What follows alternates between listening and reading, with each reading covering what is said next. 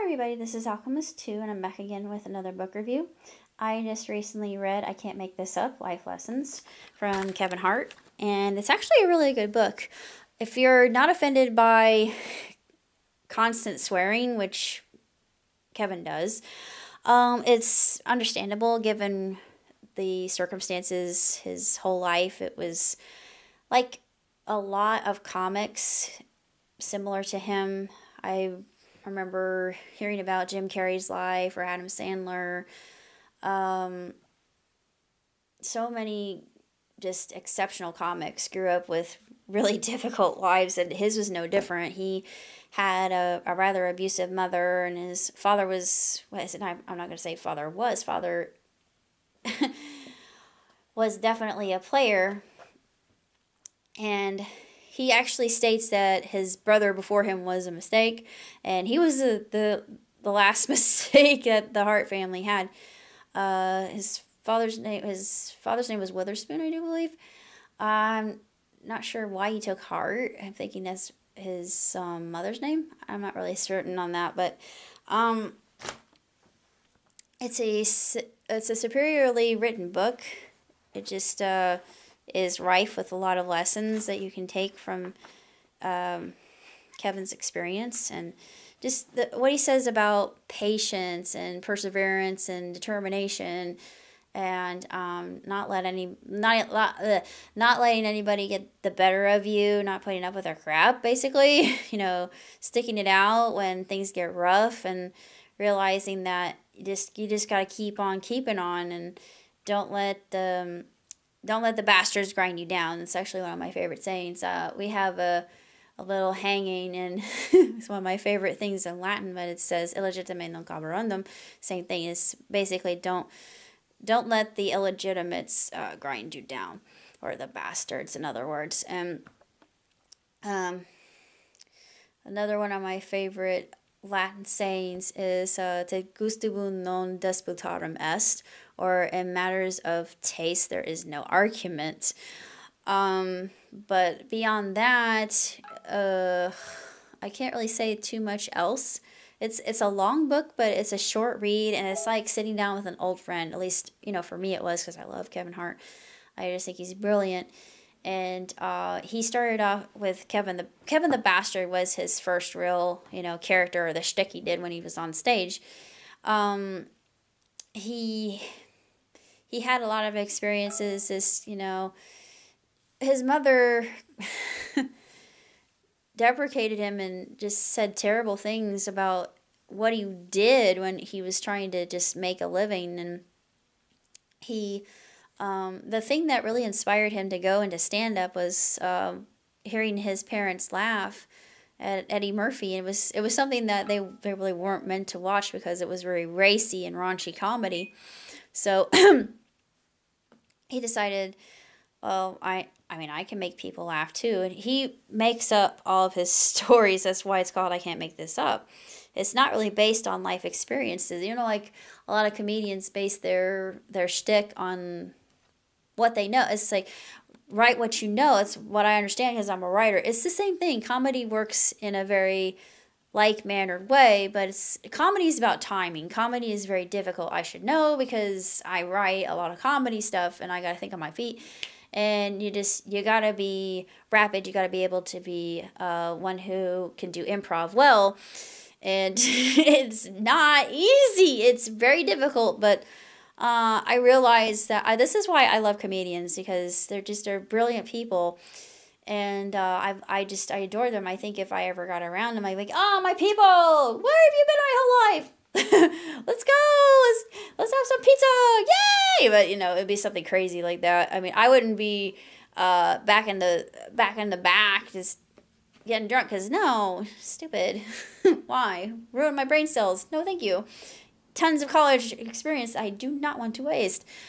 Anywho, it's an outstanding book. If you're a fan of Kevin Hart, I would definitely recommend it.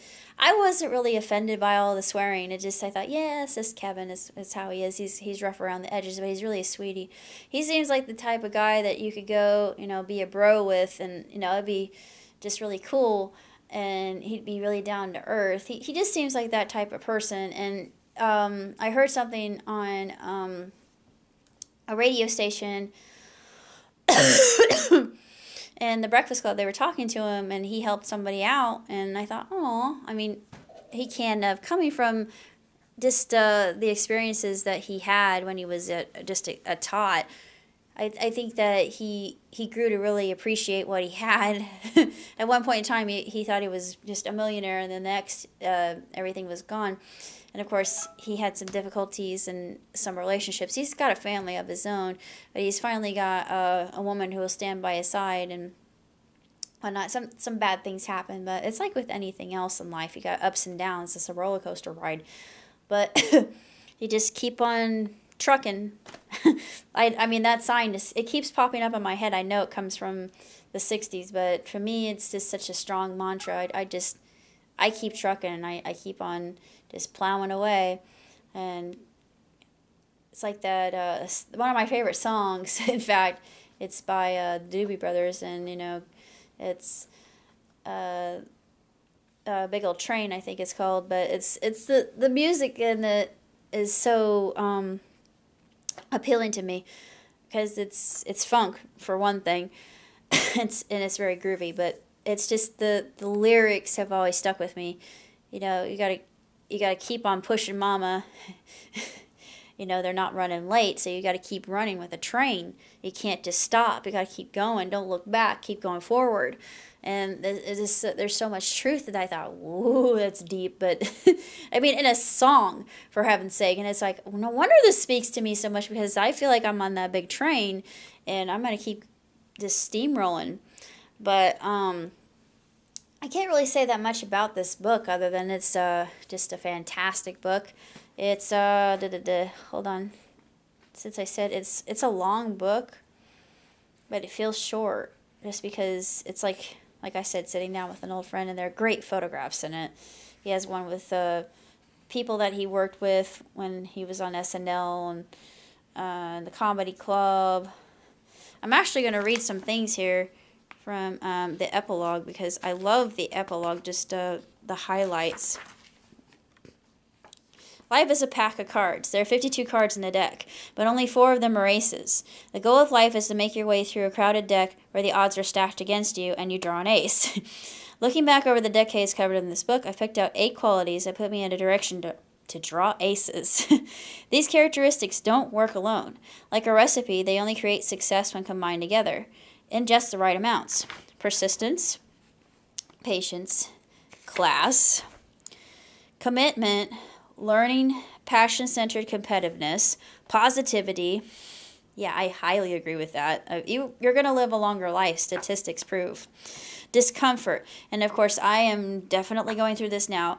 Work outside your comfort zone, because that's the only way you can grow.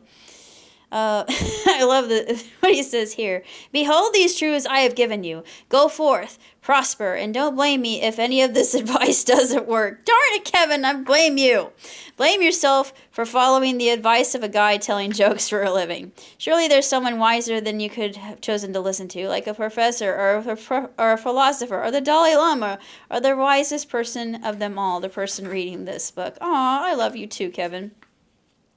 I love the following metaphors: murdering, killing, destroying, assassinating, slaughtering, exploding, slaying, shredding, gutting, ravaging, smashing, battering, clobbering, pounding, wrecking, cracking, crippling, exterminating, decimating. I love the word decimating.